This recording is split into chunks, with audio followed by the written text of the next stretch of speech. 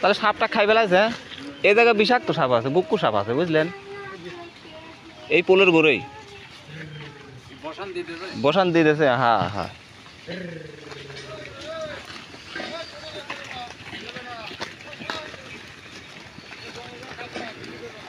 শুনেলি যান ফাঁকা ওই জায়গা, কেউ কেউ কিছু কমপ্লেন দেবে।